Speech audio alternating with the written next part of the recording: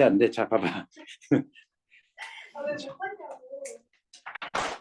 자, 옹고집전 여기 142페이지. 줄거리 잠깐 보시면 옹고집전 너무 유명하지 않습니까? 자, 여기 보시면 옹고집전 주인공 참이 소외를 경험하도록 도와 그와 똑같이 생긴 집 옹고집, 지푸라기로 만든 옹고집을 등장시켜 그를 대신하게 하는 독특한 인물관계를 설정했다. 이는 참 옹고집으로 형성화된 조선 후기 향촌사회 부유층.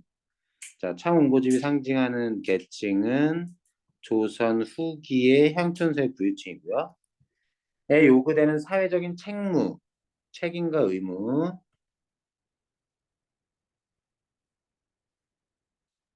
연결된다. 부유하게 살면서도 가난한 이들을 구제하지 않고 외면하면 공동체로부터 소외될 수 있습니다. 여기 소외는 소외 경험, 여기 요거 얘기하는 겁니다. 요소야, 요소에. 그래서 요거 나중에 확인해 보도록 하고요. 이거는 나중에 풀 때 보시면 되겠네요. 보기는 옹고집전 2본, 다른 판본의 일부고 B와 보기 비교하는 것. 요즘 이런 문제 유형은 잘 나오진 않고요. 이런 문제 유형은 요즘 잘 나오지 않습니다. 내신에서나 주로 나오고. 그래도 확인을 해보죠. 본문 A, B, A와 관련된 중략 부분까지 잠깐만 읽어보도록 합시다. 옹고집은 성격이 고약한 부자다. 어느 날 옹고집 앞에 가짜 옹고집이 나타나 서로가 자신이 진짜라고 주장한다. 이게 그래서 진가, 진짜와 가짜 논쟁이 담겨 있는 그 소설이고요. 소설의 대표적이고 옛날 이야기 신화 전설이나 민담 같은 거에 이런 진가를 나는 이야기들이 생각보다 많았어.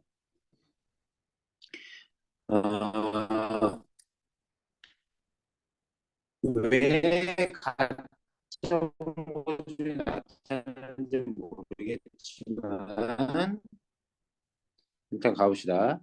두 옹고집이 송사 가는 때 송사는 소송 판결을 받으러 가는 거죠. 읍내에 들어가니 집 옹고집 거동보소 판소리 스타일의 내용입니다.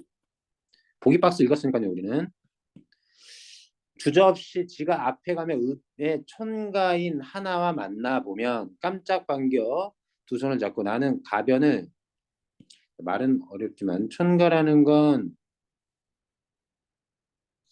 마을 사람 정도로 갑시다. 늙은이라고 해도 될 것 같은데 가변은 집안의 변고 사건 가는지라 자네와 나와 어떤 인연에 서로 알아 중마고로 지냈으니 나를 몰라보겠느냐 하면서 지가 아는 척하는 거야. 여기 아무 연분이라는 건 설명이 없지만 특정 둘이 친구가 될 수 있었던 사건을 얘기를 했을 건데 그러냐 아무 연분이라고 얘기했을 퉁쳤을 뿐이야. 또 한 명을 보면 자네 내게서 어떤 인연 때문에 돈 50냥을 취해 갔으니 빌려갔으니 이참에 못 주겠느냐 노잣돈 보태 쓰게 하라. 또 하나를 보면 그래서 모든 정보를 다 알고 있는 겁니다. 가짜 홍보집이 진짜 홍보집에 자네 쥐골평 마을 이름이라 지역 이름이라 생각하면 논두 섬지기를 이때까지 소작할 때 건현은 작년 선자 스물 단말을 어찌하니 보내는가. 뒤에 뭐라고 돼 있나요? 선자 어이프리 이자 일을 시작하기 앞서 드린 돈 어쨌든 작년에 자금이라고 합시다. 자금 스물 단말을 어찌 안 보내는가. 이처럼 말하니 참 옹고집이 진짜 주인공. 주인공을 본즉 낱낱이 하나하나 내 소견대로 내가 할 말을 자기가 할 말을 자기가 지가 먼저 하니 기가 질려서 뒤에 오며 미친 사람 같이 아는 사람도 오히려 집 옹고집 같지도 모르는지라 완전 당황한 거죠. 집 옹고집에 당해서. 참 옹고집은 오히려 제정신을 오히려 못 차리는 겁니다. 아는 사람인데도 오히려 가짜 옹고집처럼만큼도 알지 못하는 집 옹고집 노변에서 길가 지나가는 사람을 데리고 하는 말이 집안의 운이 불길하여 어떤 놈이 왔을 때 용모 모습이 나와 비슷해 지가 나라고 하여 하고 자칭 스스로 칭하기 옹고집이라 하기로 억울한 분을 견디지 못해 일체 구별로 모든 것을 구별하러 하기 위해 구분하기 위해 송사하러 가는지라 뒤에 오는 사람이 기네 자네들도 대소간에 눈이 있거든 혹 흑백을 가릴 소냐 가릴 수 없다.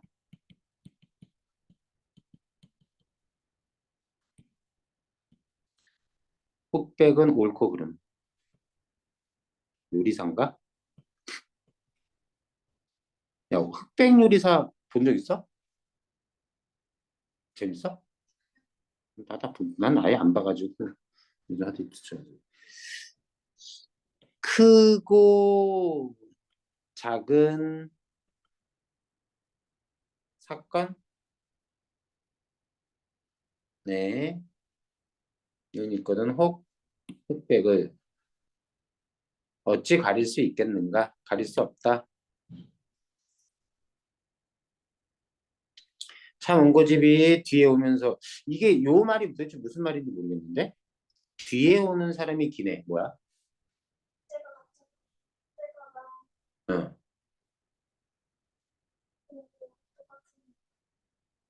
뒤에 오는 사람이 그 사람이네 이런 말. 음. 어떤 놈이 왔을 때 그렇게 판단하는 게 좀 그냥 그럭저럭 적절할 것 같아요. 자 갑시다. 참 원고집이 뒤에 오면서 기가 막히고 얼척 어이가 없어 말도 못하고 울음을 울 때 행인들이 이어서 보고 하는 말이 누가 알아보리요 누구 아들인지 알 수 없다. 아마도 상동이랑 서로 똑같다. 사람들도 하지만 구분하지 못하는 겁니다. 자 이제 중략을 통해서 여기만 보면 지푸라기 옮기지 가짜 옹고집 반만 웃고 집으로 돌아와서 바로 안 뜰로 들어가니 처자 건속은 식구를 우리가 건속이라고 합니다. 처자와 첫 아내와 자식 내달려 잡고 들어가니 하늘도 무심치 아니하기로 내 좋은 형편과 처자를 빼앗기지 아니하였다. 그래서 소송에서 이긴 겁니다. 지푸라기 가짜가 그 부분이고 총선을 이긴 사연을 말하니 처자 건속이면 상하 노복 등이 차원구집으로 알고 마누라는 우리 서방님이 그런 고생 또 있을까 하면서 가짜 온거지만 자기 남편으로 알고 위로해주는 장면이에요. 이 정도로 일단 보고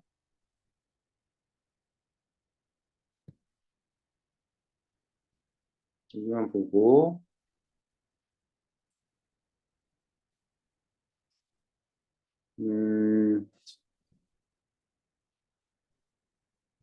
여기를 잠깐만 볼까요? 마지막 B 부분 뒤에 문제가 또 관련 있으니까 여기 풀려 있어? 다 풀려 있어? 여기 문제 푼 데에서 뒤에 문제 질문을 받으십시다. 내용 그렇게 어렵지 않아서 39번부터 해서 42번 중에 질문 있나요?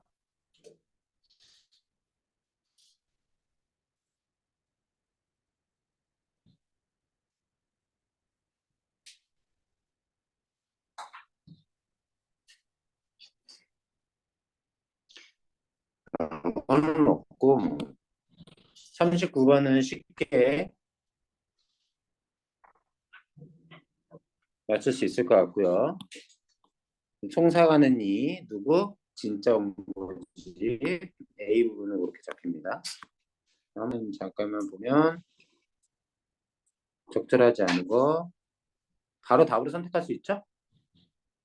내 좋은 형사 빼앗기지 않았다 말한 건 가짜 원고집이 얘기하는 거고, 그리고 가짜 원고집이 송수에서 이겼다는 걸 그렇게 얘기하는 겁니다. 진짜 원고집인 것처럼 참 원고집이 송사 이전부터 가지고 소외되어 정황이 지 원고집을 통해 이 내용은 참 원고집이 송사 이전부터 가지고 소외되었다는 정황을 우리 확인할 수가 없습니다. 답은 이건 적절하지 않아요. 답 바로 1번 선택할 수 있어요. 어렵지 않고. 자, 그 정도 봅시다.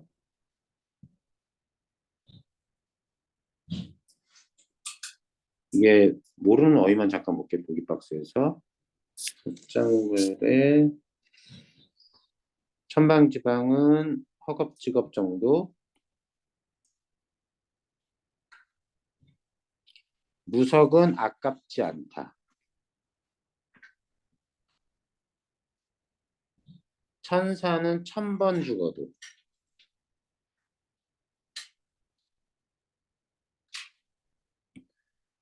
천 번 죽어도 아깝지 않고 10,000번 죽어도 아깝지 않다는 뜻입니다.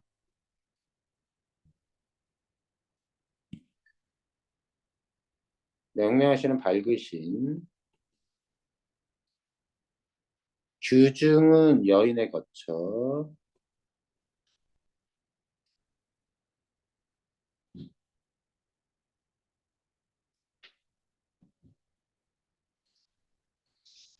당상은 집안 정도로 해석해도 될 것 같아요. 영대는 지하에 지하에 들어가도 이게 이런 거 한자로 이렇게 멀리 서만 보아도 멀리 떨어져 보다 뭐 이런 거. 뭐 만다는 온갖 정도의 뜻입니다. 고전서에서 자주 나와요. 애걸은 애걸 복걸 하는 거고 사정하는 거고. 온갖 방법으로 하라니.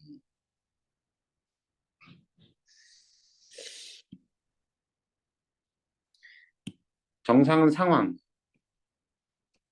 우리 정상 참작이라는 말 들어봤지. 그때 정상이라고 생각하시면 됩니다. 그러는 까다르게.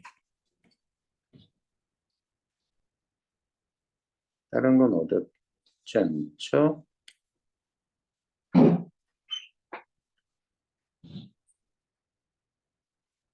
그 정도면 될 것 같습니다. 개과천선이라는 말은 아시겠죠? 개과천선. 잘못을 뉘우치고 착하게 되는 게 개과천선입니다. 문제에서도 어려울 거는 크게 없겠다.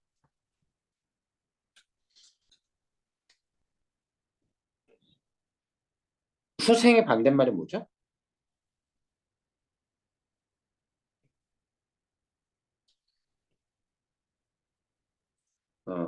선생입니다. 나중에 태어나는 사람들. 후세 정도로 알으셔야 돼요. 이 정도 문제는 어렵지 않다. 넘어가 볼까? 한계령. 요건 한번 읽어볼까요? 재밌지 않습니까? 여기 근데 보기 박스가 크게 나한테 도움이 되진 않죠. 줄거리를 가르쳐 주는 것도 아니고 아이러니와 반어에 대해서 얘기하고 아이러니가 반어나 똑같은 말인데 아이러니 번역하면 반어인데. 자 봅시다. 아이러니가 어떻게 다른지. 소설에서는 어떤 인물의 행위나 내면 그리고 그가 살고 있는 세계에서 대립적인 두 의미를 동시에 찾을 수 있을 때 아이러니가 발견될 수 있다. 이때 대립적 의미는 양면성을 생성한다.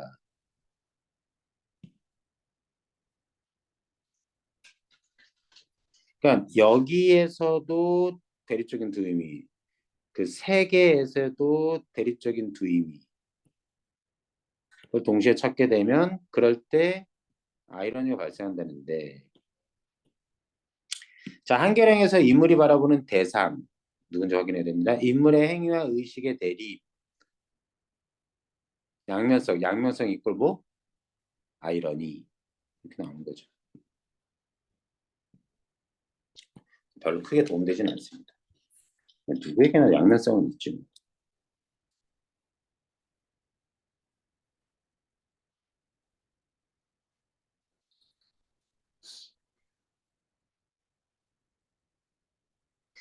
잠깐 봐봐. 요거 가지고 보기 박스의 내용만 가지고서도 요 45번 문제가 풀리는지 잠깐 봅시다. 내용에 따라. 결국은 내리막길을 마주해야 하는데도 있는 힘을 다해 기어오르는 그들에게서 여기까지는 자 본문의 내용이죠. 이 본문의 내용이 사실 그대로 그들이 이러한 사람들인지만 확인하면 됩니다. 나는 양면성을 발견하고 내가 발견하고 있는 대상인 건지 확인해야 돼요. 그것도. 만약 이게 다 맞다면 내가 그들을 관찰하고 이 나가 나온다는 건 1인칭 이점이라고 볼 수 있습니다. 아직 소를 안 들었지만 이걸 관찰하고 그들은 내리막길을 마주했는데도 있는 힘을 다해 기어오른다는 건 양면적인 대립적인 어떤 의미인 거죠. 모습인 거죠. 양면성이라고 얘기할 수 있겠습니다. 좀만 더 가볼게. 몸으로 밀어가야 할 굳건한 쇠문을 탐구하고 사색하려는 그들에게서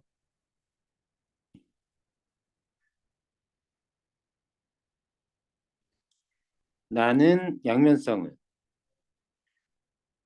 그들은 굳건한 쇠문을 몸으로 밀고 가는 것과 탐구하고 사색하는 게 요게 대립적인 의미를 가질 때 그들이 양면성을 가지고 있다고 볼 수 있겠습니다. 그리고 밀고 가는 게 그들이고 탐구하고 사색하는 것도 그들이냐 이거 판단해야 돼요. 찾아와서. 그게 만약 그렇다면 얘는 적절할 수 있죠. 왜냐면 그리고 이것도입니다. 몸으로 밀고 가는 것과 탐구하고 사색하는 게 대립적인 것인지 만약에 몸으로 밀고 가는 것과 탐구하고 사색하는 게 같은 의미라면 이건 양면성이라고 얘기할 수는 없겠지. 이걸 나중에 확인해 볼게. 지금 문제 풀었지? 찾아 들어가서 한번 확인해 볼까요? 그들이 과연 그런 존재들인지 어디 있습니까? 본문에 색칠도 안 돼 있어? 진하게? 중략에서 위로 좋습니다.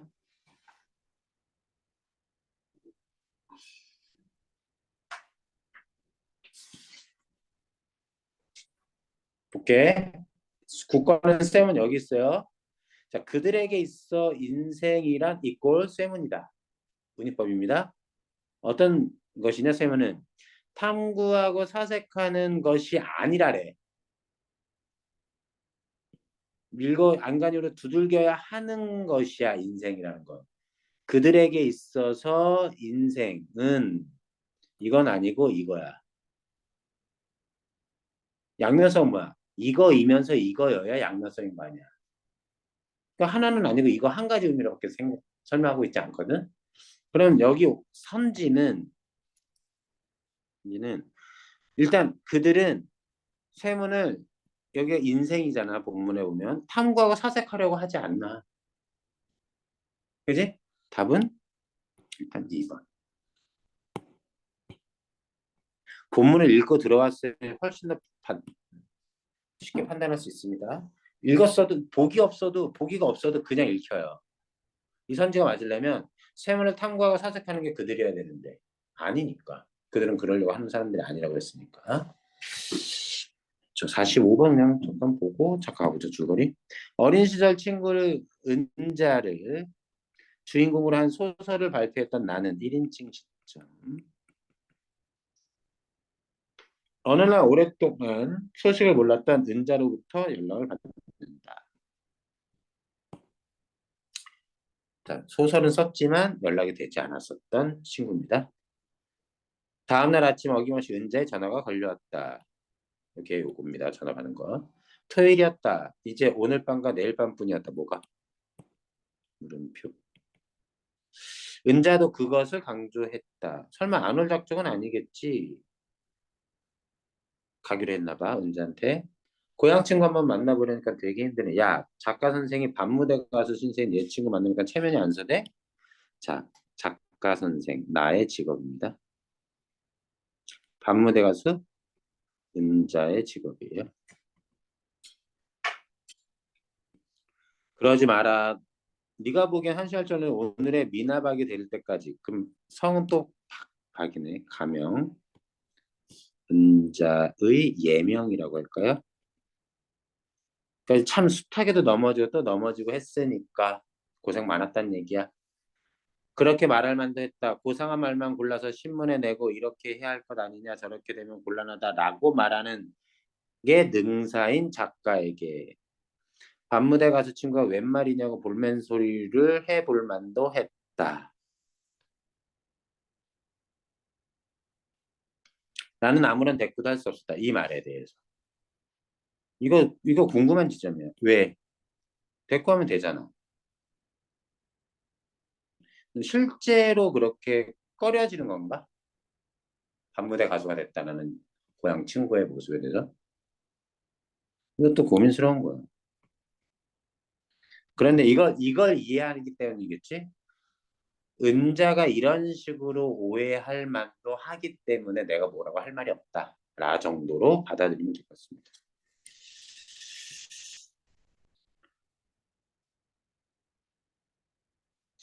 온다 해놓고 계속 오지 않아서 그렇게 오해를 하고 있다라고 해도 나는 할 말이 없었다. 이런 정도로. 박은자에서 미나박이 되기까지 그 애는 수없이 넘어져 또 넘어진 모양이었다. 누군들 그러지 않겠는가. 부천으로 옮겨와 살게 되면서 나는 그런 삶들의 윤기 없는 목소리를 많이 듣고 있었다. 자, 그런 삶들의 윤기 없는 목소리 어떤 거? 수없이 넘어지고 넘어진 삶의 모습. 여러 사람들의 사연. 부천이라는 지역이 되게 독특한 지역이에요. 저쪽 지방에서 옛날에 그 이촌향도 시골에서 농사 짓다가 이제 돈 벌러 서울로 오는데 서울 지역 내에 허름한 땅값 싼 곳에 판자촌 짓고 지내다가 난쟁이가 썰린 작은 곳. 그러다 개발된 데서 쫓겨나. 그럼 어디로 가? 자꾸 서울 외곽 지역으로 쫓겨나다가 쫓겨나다 또 어디로 가? 부천 쪽. 원미동 사람들 기억나십니까 혹시? 원미동 시인, 몽달씨 맞았던 거 우리 풀었었잖아. 은미 기억나니? 몽달씨? 김반장 슈퍼 형제 슈퍼 김반장한테 거의 배신당하듯이 얻어 터지고 숨어서 보고 했던 그거 그 부천 어쨌든 원미동이 부천에 있어요. 부천에 가톨릭대가 있나? 어쨌든 있었다. 딱히 부천이어서가 아니라 내가 부천 사람이어서 그랬을 것이었다. 자, 내가 부천 사람. 창가에 붙어 앉아 귀를 모으고 있으면 지금이라도 넘어져 상처 입은 원미동 사람들. 뭐지? 양기작 썼네. 원미동 사람들의 연작 작품이라고 보면 되겠습니다. 오늘 이야기를 들을 수 있었다. 원미동 사람들 이게 이제 공간적 배경과 관련이 있겠습니다. 넘어졌다가 다시 일어나고 또 넘어지는 실패의 되풀이 속에서도 그들은 정상에 열심히 고개를 넘고 있었다. 그들 원미동 사람들. 부천에 살고 있는 그들. 정상의 면적은 좁디 좁아서 아무나 디딜 수 있는 곳이 아니라는 엄연한 현실도 그들에게는 단지 속임수로밖에 납득되지 않았다. 믿지 않았다는 거야. 설령 있는 힘을 기어 올랐다 하더라도 결국 내리막길을 맞이해야 한다는 사실 또한 수긍하지 않았다. 기어 오르기도 하지만 내리막길을 맞이하는 거. 두 강바등 연명하며 목숨을 이어가는 거죠. 기어 나가는 삶의 주인들에게 다른 이름의 진리는 아무런 소용도 없는 것이었다. 그들 이런 사람들인 거야. 아등바등 연명 사는 사람들. 그들에게 있어 인생이란 탐구하고 사색하는 것이 그 무엇이 아니라 몸으로 밀고 밀어가며 안간힘으로 즐겨야 하는 숫과의 샘은 멀리 보이는 높은 산봉우리였다. 잘 열리지 않는 성공을 허락하지 않는 약간의 연민이 있는 것 같아. 나는 그들에 대해서 1년에 한 번씩 타인의 낯선 얼굴을 확인하러 고향 동네에 가는 일은 쓸쓸한 뿐이었다. 요런 이제는 그 쓸쓸함조차도 내 것으로 남지 않게 될 것이다. 무슨 얘기지? 쓸쓸함이라는 건 어, 아마 변해버린 고향의 모습 때문이었을 수도 있겠지. 이 사람은 부천이 고향일지도 모르겠어. 혹은 좀 부천 사람이라. 아니면 부천이 고향이었는데 딴 데 살았을지도 모르지. 그 쓸쓸함조차도 내 것으로 남지 않게 될 것이었다. 그 말은 뭐야? 상황이 더 안 좋아질지도 모른다. 누구라 해도 다시는 고향으로 돌아가지 못할 것이었다. 고향이 완전 변해버렸다. 쓸쓸함조차도 남지 않게. 고향은 지나간 시간 속에만 있을 뿐이니까 누구는 동구 밖에 느티나무로 갯마을의 짠 냄새로 동네를 끼고 흐르는 긴 강으로 고향을 확인하며 산다고 했다. 내게 남은 마지막 표지판은 은자인 셈. 은자가 그래서 마지막 고향의 상징. 보이는 것들은 큰오빠까지도 다 변했지만 상상 속의 은자는 언제나 같은 모습. 상상 속의 은자가 바로 그런 존재인 거지. 고향의 상징인 거야. 은자만 떠올리면 옛 기억들이 내게 남은 고향의 모든 숨소리가 손에 잡힐 듯이 다가오곤 하였다. 허물어지지 않은 큰오빠의 모습도 그 속에 온전히 남아있었다는 건 현재 큰오빠는 허물어져 있다는 얘기. 납득되니? 나한텐 큰오빠가 있는데 그 큰오빠는 과거의 모습인 거지. 허물어지지 않았던 거. 내가 세부천 클럽에 가서 은자를 만나버리고 나면 그때부터는 어떤 표지판에 기대어 고향 찾아갈 수 있을건 정말 알 수 없었다. 이게 바로 세부천 클럽에서 은자는 일하는 것 같고 이게 바로 은자를 만나지 않는 이유 정도가 되겠습니다. 대화가 거의 없습니다. 오로지 나의 독백이에요. 나의 혼잣말의 생각. 은자의 지금 모습이 어떤지 나는 전혀 떠올릴 수가 없다. 설령 클럽을 찾아간다 해도 그 애를 알아볼 수 있을지 자신할 수도 없었다. 내 기억 속에 은자는 상고머리에 떼낀 목덜미를 물들인 박씨의 억센 손자국 그리고 터진 겨드랑이 사이로 내보이는 낡은 내복의 계지바위로 붙박혀 고정돼 있어. 상고머리가 어떤 머리야?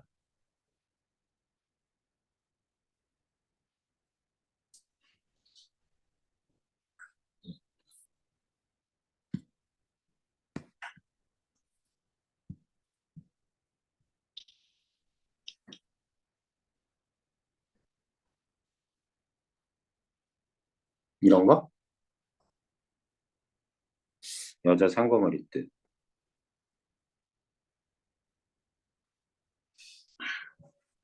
너무 이쁜데? 이 모습은?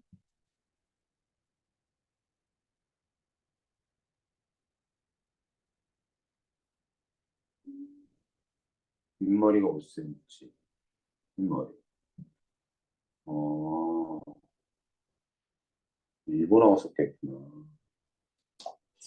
정수리와 옆머리는 짧게 올려치고 정수리도는 평평하게 다듬는 스타일. 아니 트블럭처럼 막는 건 아니고 그런 거구나. 어쨌든 이렇게 짧게 머리를 친 은자. 여성스럽게 머리를 기르고 다니진 않았었던 뺏긴 목돈 박씨. 아마 은자의 아버지일 것 같아요. 아버지로 짐작되는. 목덜미를 왜 그게 물들였어? 때리고 막 했나 보지. 때리거나 아버지가 폭력을 희생하거나. 서른도 훨씬 넘은 중년 여인의 그 애를 어떻게 그려낼 수 있는가? 여기 현재 나이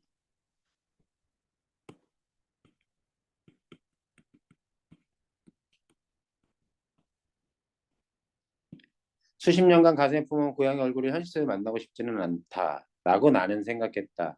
만나버린 뒤에는 내게 위안을 줬던 유년의 소설도 소설 속의 한 시래도 사라지고야 말리라는 불안감을 떨쳐버릴 수가 없었다.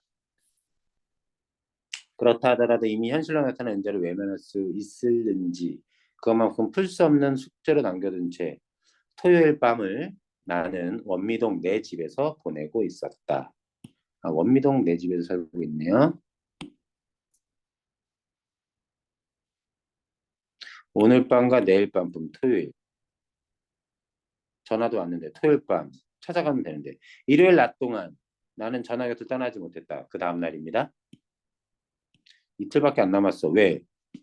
또 찾아가면 되잖아. 부천 뭐지? 새 클럽? 새 부천 클럽? 새 부천 클럽. 아마 장소를 옮기나 보지? 어딜 이사 가든가? 이제 은자는 가시돋친 음성으로 나의 무심함을 탓할 것이었다. 예상이야, 예상. 그녀의 질책을 나는 고스란히 받아들일 작정이었다. 나는 그 애가 던져올 말들을 하나하나 상상해보면서 전화를 기다렸다. 오전에는 그러나 한 번도 전화벨이 울리지 않았다. 그 말은 미안함과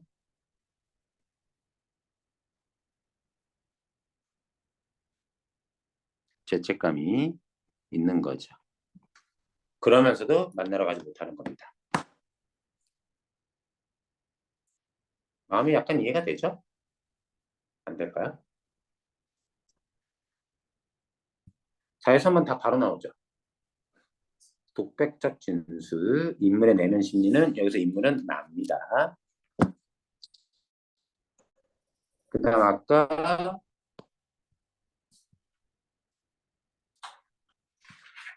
45번은 문제 풀었죠? 44번은 굳이 설명 안 하겠습니다. 그 다음 작품 시를 보고 잠깐 쉬도록 하죠. 그리고 독서 가겠습니다. 이거 되게 어려웠었습니다. 당시 작품이 강 건너간 노래. 그리고 이게 수능에 출제됐었는데 나왔을 때 논란이 좀 있었어. 여기 부분이 그 원전이라고 해야 되나? 여기 인용된 거 말고 원전이랑 약간 다른 거야. 근데 어쨌든 원전을 가지고 문제를 낸 건 아니기 때문에 평가원에선 이제 수능 문제를 내고 그렇게 이제 얘기를 했지. 버전이 여러 개가 있고 그 중에 하나의 버전을 선택해서 냈는데 다 동일한 시를 봤기 때문에 동일한 시에 근거해서 문제를 냈기 때문에 푸는 데 문제가 없었다. 뭐 이런 식으로 나옵니다.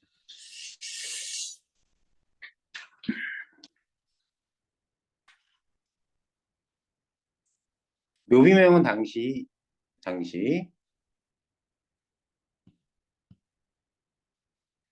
그 뭐였지? 연기됐던 작품입니다.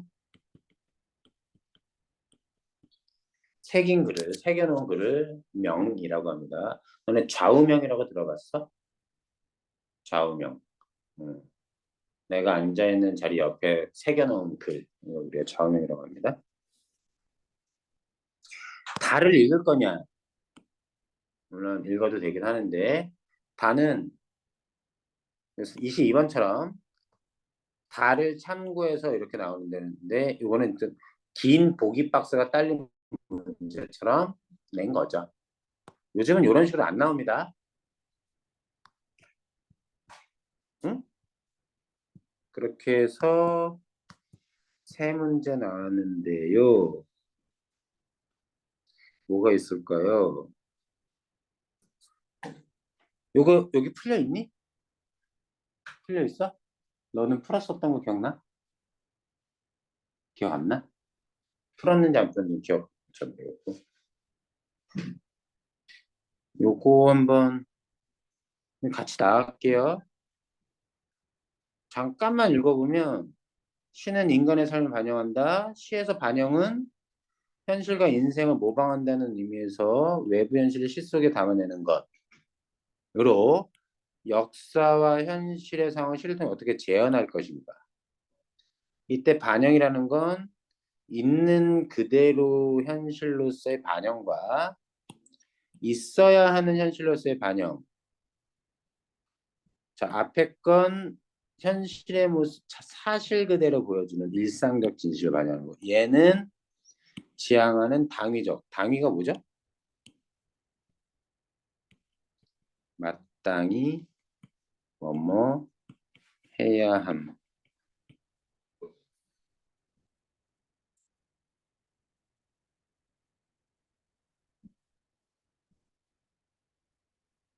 어찌 보면 그냥 그 정도. 윤리적으로 옳은 어떤 것을 얘기할 때 당이라고 얘기합니다. 지향은 추구.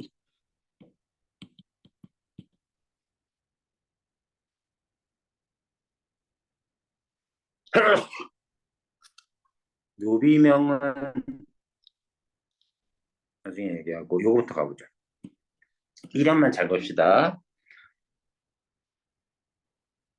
문장 단위. 밤에 밤을 두 차례 꾸며줍니다. 어떤 밤인지. 섣달에도 금께 섣달은 음력 12월 한 해 마지막 날입니다. 마지막 달. 음력 12월 보름 15일 달 밝은 밤. 앞쪽 강 앞내강 그냥 강 이름이라고 생각하세요. 쨍쨍 얼어준 아주 추운 밤에 내가 부른 노래는 강 건너 갔소. 그러면 강을 사이에 두고 내가 이쪽에 있다면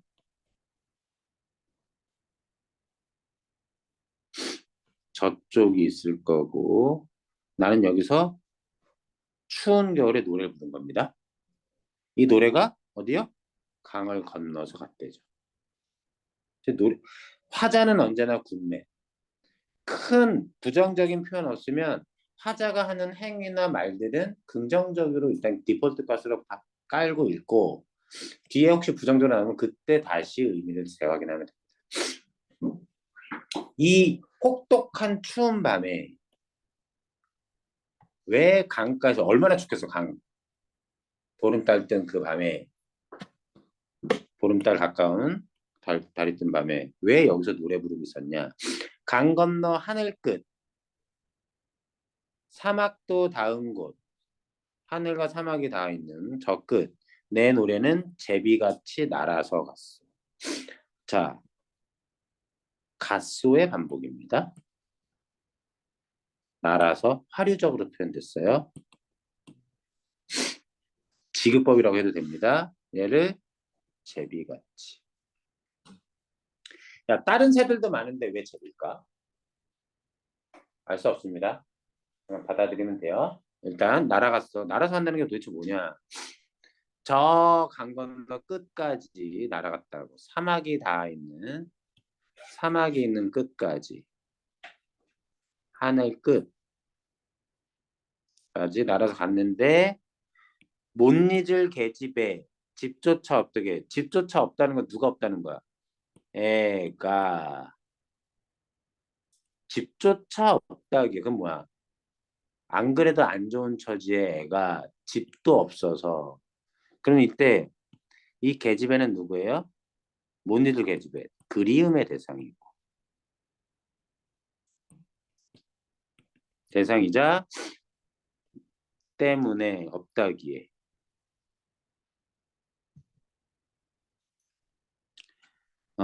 불우한 처지라고 그랬습니다. 처지의 계집애. 가기는 같지만 뭐가? 노래가. 그럼 노래가 왜 날아간 거야? 제비처럼 저 끝까지? 누구 때문에? 이쪽에 누가 살아?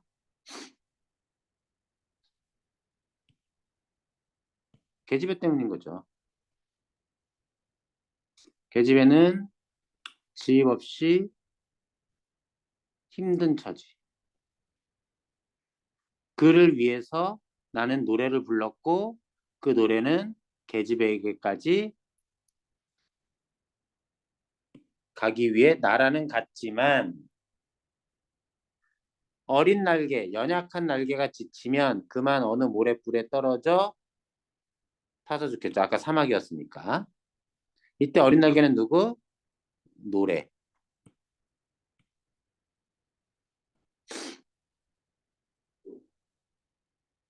하지만 도달하지 못하고 노래는 중도에 죽는 겁니다.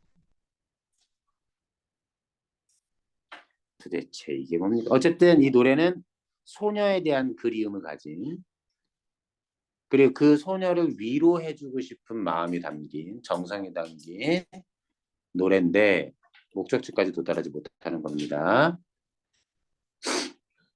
사막은 끝없이 푸른 하늘이 덮여 눈물 먹은 별들이 조상.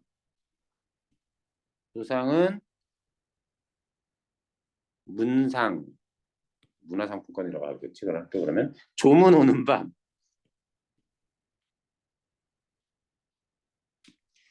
별들이 반짝이는 걸 눈물을 먹었다고 눈물을 흘린다라고 표현하는 의인화가 됐고요. 그래서 별들은 왜 떴어? 밤하늘에 죽은 노래를 초성치러 주려고. 불쌍히 여기는 거야. 밤은 옛날의 일을, 과거의 일을 무지개보다 곱게 짜내나니. 이때 짜내는 건 참기름을 짜듯이 뭔가 으깨서 짜는 게 아니라 옷감을 짜다.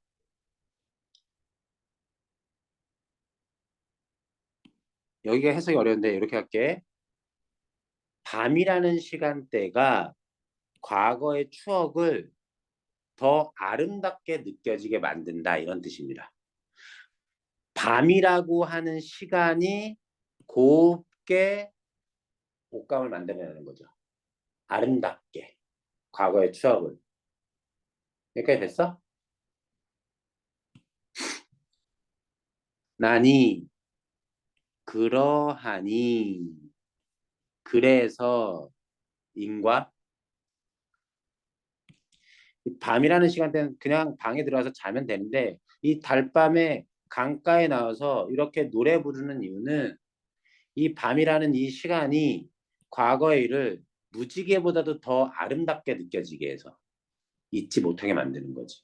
그래서 그 계집애에 대한 노래를 부르고 한 가락은 여기에다 두고 내가 있는 곳, 또 한 가락은 어디면가 어디겠어? 계집애가 있는 그곳. 내가 부른 노래는 그 밤에 강 건너 갔소. 한 번 부르고 끝난 게 아니라 한 번 더 불렀는지 모르겠지만 어쨌든 그 밤, 지난 밤이죠. 여기를 보면 회상이라고 볼 수 있습니다. 제목은 강 건너간 노래. 이 정도.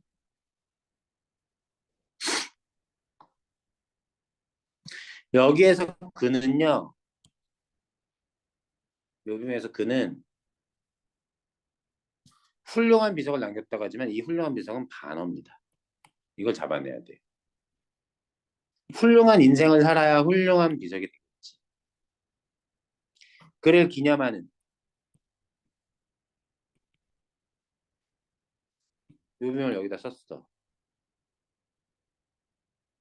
이 묘비는 그런데 온 세상이 불타도 살아남아서 귀중한 역사적 자료가 될 텐데 근데 그 사람은 어떤 삶을 살았어? 시는 읽지도 않고 소설도 읽지 않고 한평생 행복하게 살고 돈 많은 부귀를 누리면서 살았어. 그렇게만 살면 자 여기 한 줄의 시나 한 권의 소설은 뭘 얘기해? 아주 인간적인 것, 어떤 정신적인 것 그런 건 전혀 신경 쓰지 자기 혼자만 잘 먹고 잘 사는 삶을 살았는데 그리고 남긴 게 훌륭한 비석이야. 화자가 보기엔 진짜 훌륭한 비석이라고 보는 게 아니지. 도대체 그러면 역사는 뭘 기록할 것인가? 이런 사람의 비석만 살아로 남아서 쓴 역사가 도대체 제대로 된 역사일 것이며 시인 이러한 삶을 살지 못하되 하지만 인간적인 한강 작가 그 시상 노벨상 받는 거 봤어요? 봤습니까? 나중에 한번 찾아서 보세요. 그 볼 때 그 아마 전야제 비슷하게 해서 그 수상을 받게 되는 그 소감을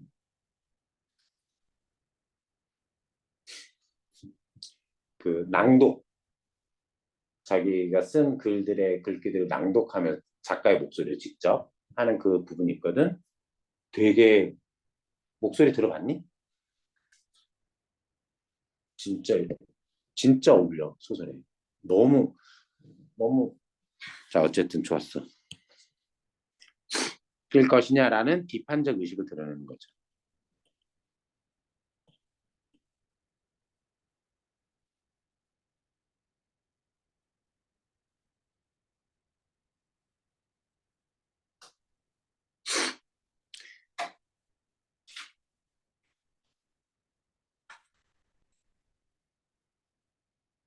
자, 20번에서 다른 건 말고 명시적인 건 명시적으로 설정했다는 건 풍자적은 나중에 보고요.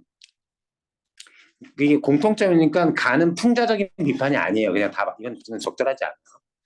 청자를 명시적으로 설정한다라고 할 때 명시적은 분명하게 너, 그대, 사람 이름, 철수 뭐 이런 식으로 제시가 돼야 되는 거예요. 다른 거는 뭐 됐고 시적 대상의 생명력 노래의 제비라고 하는 날아서 움직이는 묘비가 살아난다고 해서 답이 3번이었습니다.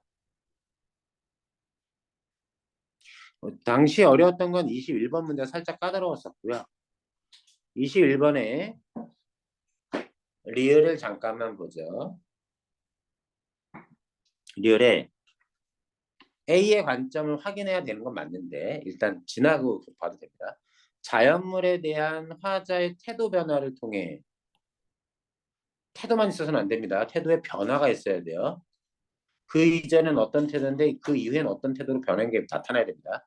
일상적 현실이 희망적으로 바뀌었음.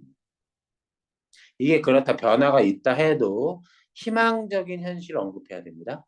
리을 부분은 리을에서 리을은 뭐예요? 별들이 조성을 온 겁니다. 누구에게 죽어서 지쳐서 죽은 노래를 위로해 주러 오는 거죠. 이해됩니까?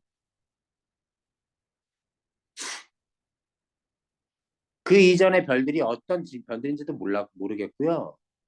여기 보면 자연물에 대한 화자의 태도 변화라고 하는데 자연물에 대해서 노래는 그렇게 불타 죽고 별이라고 하는 자연물에 대해서 어떤 태도를 가졌는지 이전에 알 수가 없습니다. 그래서 태도 변화도 없고요. 태도 변화도 없고요. 희망적으로 바뀐 것도 없습니다. 당시 애들이 틀렸으면 5번을 많이 선택했어요. 5번을 많이 선택했어요.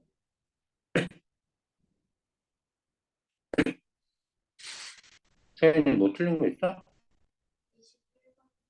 아, 네. 21번에서 이게 잘 안 잡혀요. 밤과 무지개 이미지를 대응시켜 화자가 추구하는 당위적 진실에 대한 소망. 화자가 추구하는 당위적 진실은 어떤 거냐면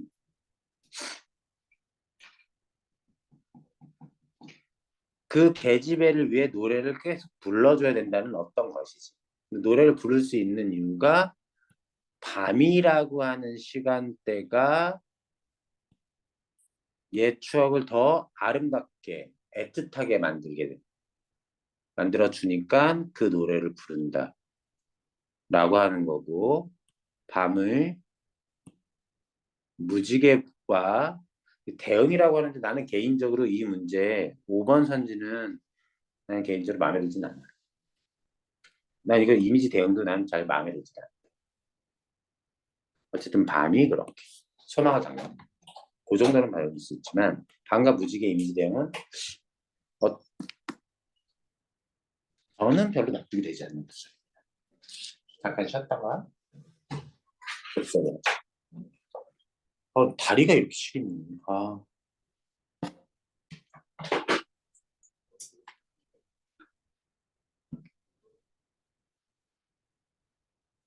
어쩌면 좋아. 비디오 끌래. 손은 괜찮아? 뭐라고 하게 아니라고 얘기해.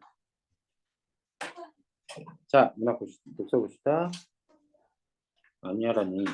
생선학파랑 그때 베냐민 했던 질문 있었고요. 122페이지.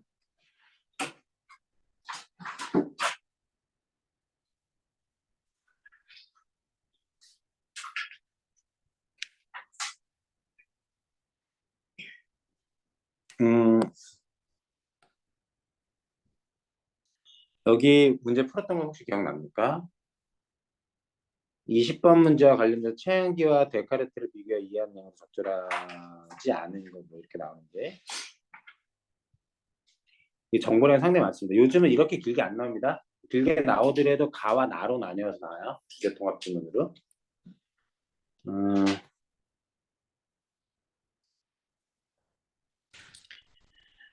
여기 초반에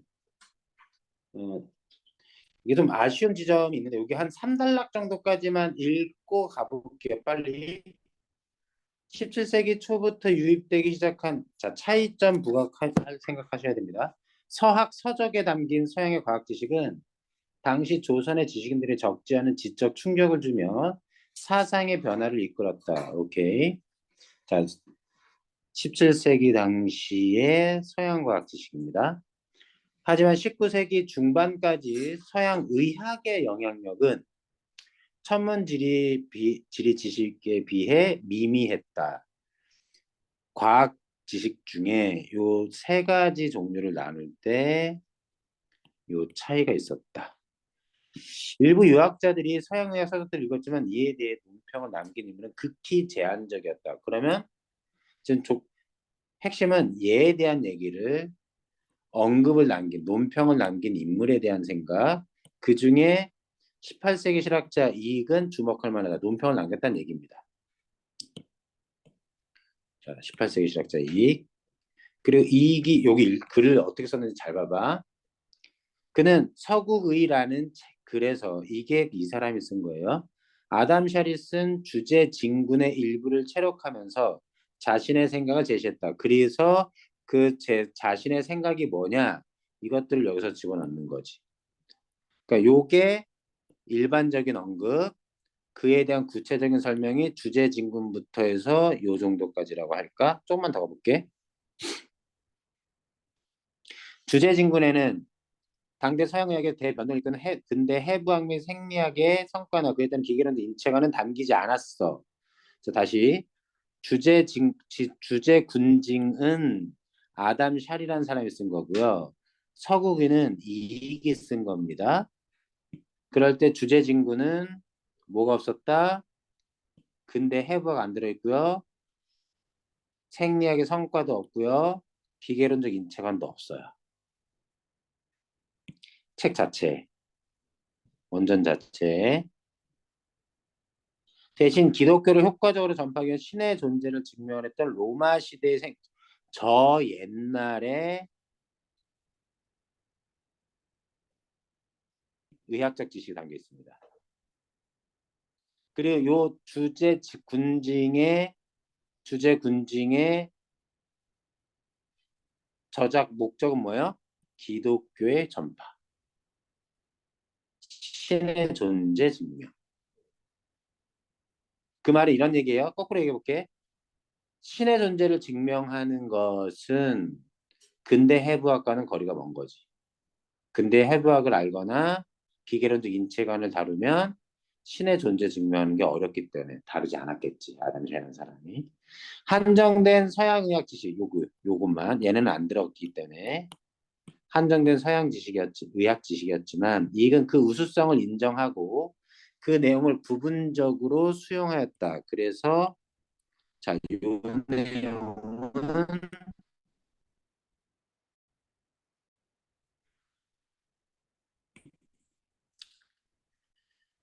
여기 하는 내용은 군증의 내용 그 자체에 대한 내용. 이제부터는 부분적 수용한 게 뭐냐?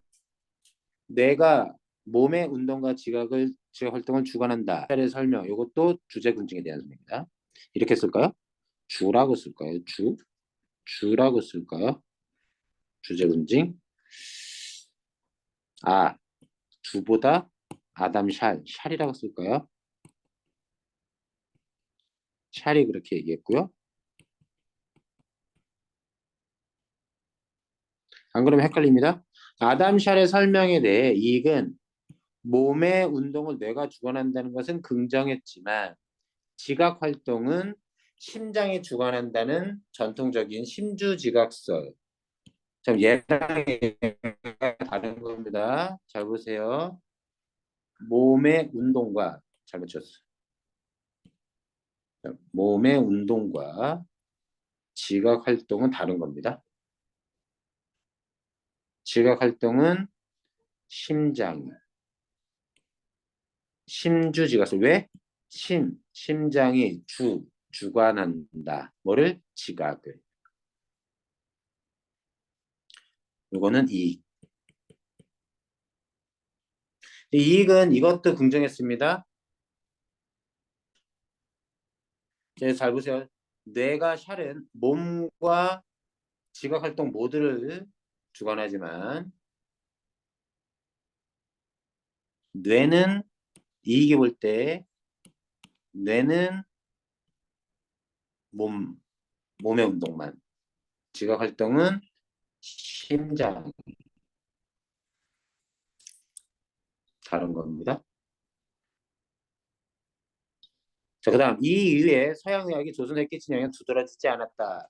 당시 유학자들은 서양의학의 필요성을 느끼지 못했고 이유야 필요성 없었고 유학자들은 의원들의 관심에서도 서양의학은 비껴나 있었다. 당시에는 서양의학은 내용면에서도 부족했고 이유야 관심도 없었고 내용도 부족했고 아까 제한적인 한정된 서양의식이었지.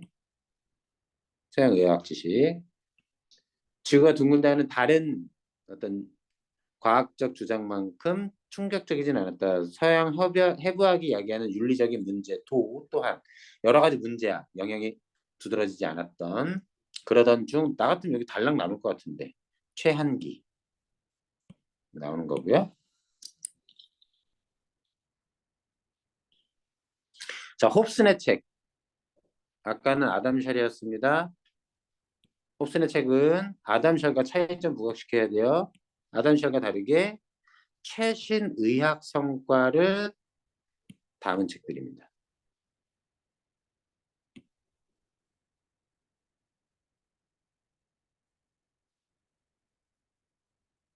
자, 그다음 보세요. 인체에 대한 이전 유학자들의 논의가 도덕적 차원의 초점을 였던 것과 달리 그는 지각적 생리적 기능에 주목했다. 이게 최한계의 특징.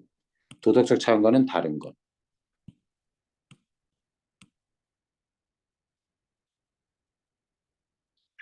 그 기능에 대한 설명이 몸기계.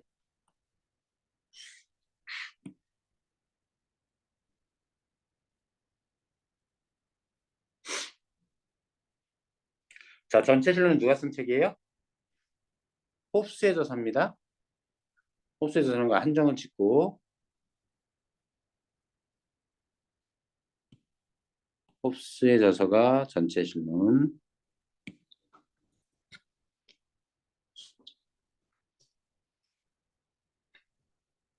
자, 볼게요.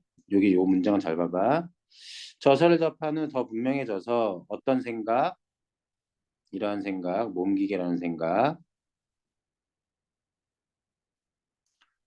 인체를 복잡한 장치와 그 작동에는 몸기를 형성하면서도 인체가 외부 동력에 의한 기계적 인과관계에 지배되는 것이 아니라 그 자체가 생명력을 가지고 자발적인 운동을 한다. 이거랑 다른 거야. 외부 동력에는 기계적 인과관계와 자체가 생명력을 가지고 자발적인 운동한다는 건 반대. 요게 최의 생각이고요. 이 생각은 누구 생각이죠? 홉의 생각일 수도 있고 아니면 아까 잘 봐봐. 엑셀표를 쳤지만 근대 해부와 기계론적 인체 간 생략 이런 것들이 다 모였어. 최신의 당대 서양의 대변들을 이끈 지식들이란 말이야.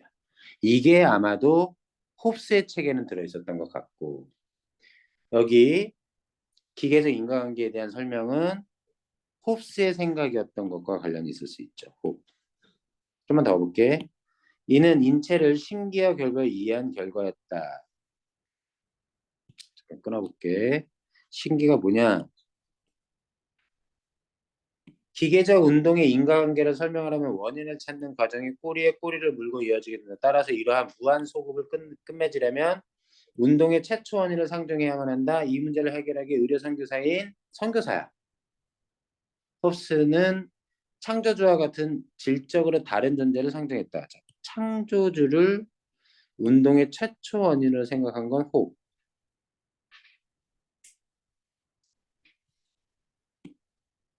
기독교적 세계관을 부정했던 최한기는 인체를 구성하는 신체의 원인으로 규정. 요 신기를 최초원이로 한 건 최. 이렇게 됐어요? 그리고 나서 그 차이점 따라가면서 읽어주시면 될 듯합니다. 이것도 잠깐만 보면 내주지각설은 호흡. 아까 용어 잘 보시죠? 어떤 거였죠? 시험장 이겁니다. 이익과 최한기의 차이, 이익과 아담샬의 차이, 최한기와 홉슨의 차이, 이런 것들이 되게 많이 나와요. 문제를 출제될 수 있어요. 아까 심주지각설은 지각 활동을 심장이 주관한다라고 얘기했던 게 심주지각설. 뇌주지각설은 뭐예요? 뇌가 운동뿐만 아니라 지각을 주관한다는 홉슨의 뇌주지각설. 뇌주지각설은 자, 이 모두를 다 가지고 있는 게 뇌주지각설입니다. 이 견해는 누구랑 똑같아요? 아까 샬이 어땠어? 뇌가 몸의 운동과 지각 활동 주관한다고 그랬잖아.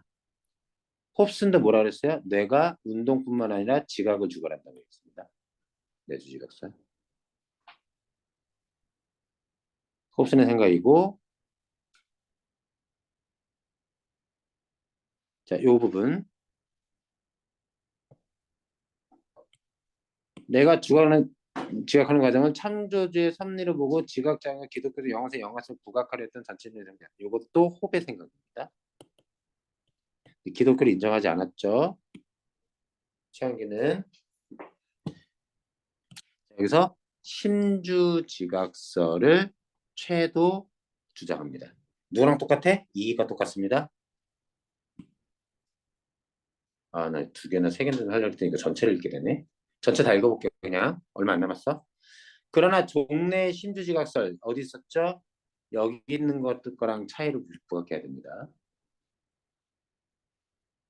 을 그대로 수용하진 않았다. 심주지각설이지만 기존의 심주지각설의 심이 심장. 요게 이기의 견해이기도 했죠. 달리 그는 심을 신기로 파악했다. 이게 최. 그에 따르면 신기는 신체와 함께 생성되고 소멸되는 것으로 뇌와 심장 같은 인체 기관이 아니라 인체 기관은 아닙니다. 신체와 함께 존재하고요. 존재하고 소멸하고요. 자, 몸을 구성하면서도 이게 무슨 말이야? 현재로서는 알 수가 없는 거지. 형체가 없어. 몸을 두루 돌아다니, 몸속을 두루 돌아다니. 그래서 유동적 성격. 이게 지금 다 뭐에 대한 설명입니까? 신기입니다. 신기에 대한 설명이에요. 그리고 신체와 함께 인체기관 아니야 몸속도 너무 많아 정보가. 체크만 해주고 빨리 지나가서 문제 풀 때 되돌아와서 찾으면 됩니다. 신기는 상황에 따라 인체의 특정 부분에 더 높은 밀도로 몰린다.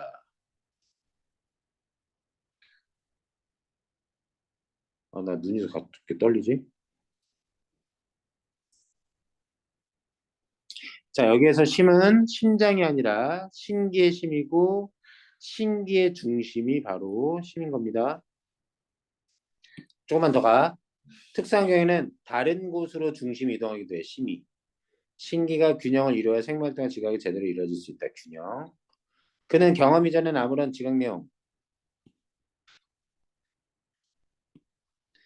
내용을 내포하지 않고 있는 신기가 감각기관을 통해 지각 활동을 위해 외부 세계 정보를 받아들여 기억으로 저장한다고 파악했다.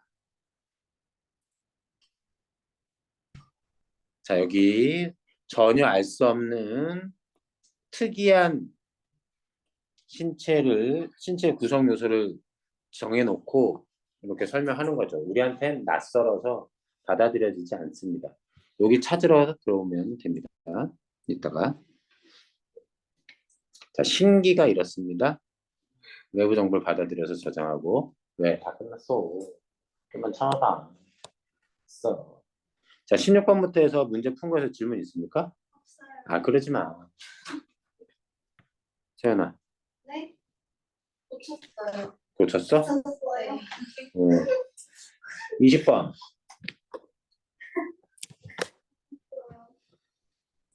아,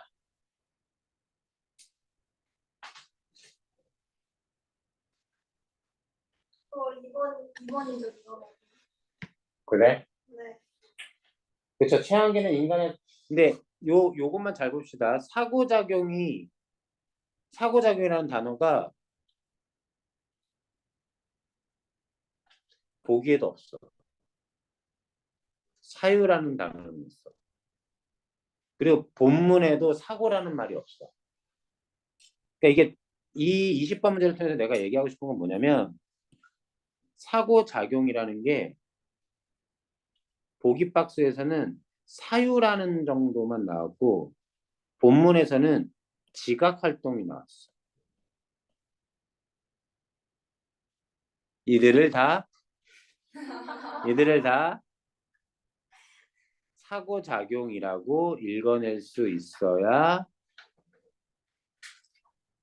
사유는 무슨 뜻이야? 사고, 사색, 생각이란 뜻이야.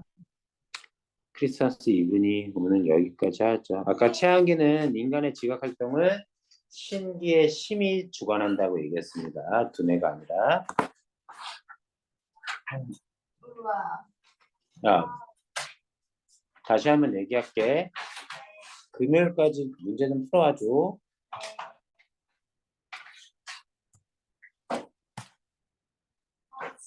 치워요. 우리 지난번에 수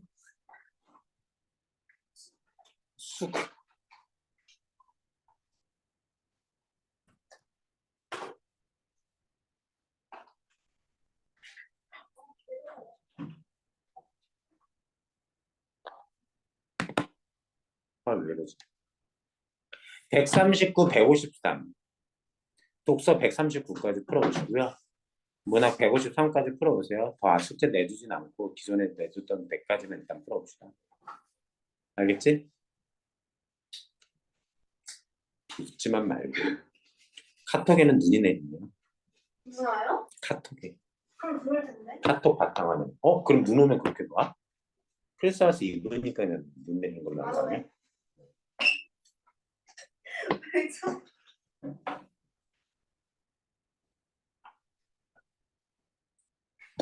가요? 가버려. 자? 크리스마스 잘 보내고. 못 가요, 지금? 어? 못 가? 굳이 오면 일찍 끝낼 이유가 없지 않았었니? 안 돼요? 안 돼요?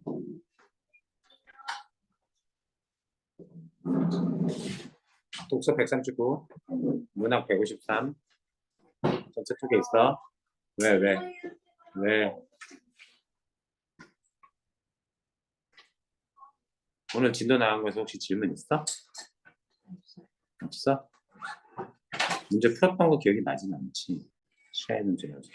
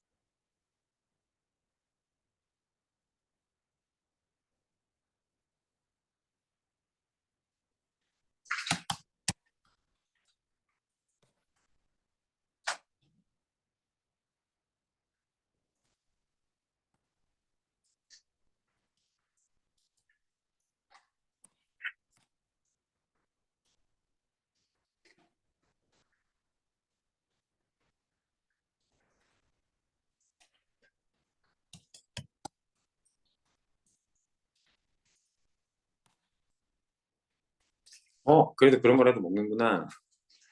당 보충해야 돼. 맞아.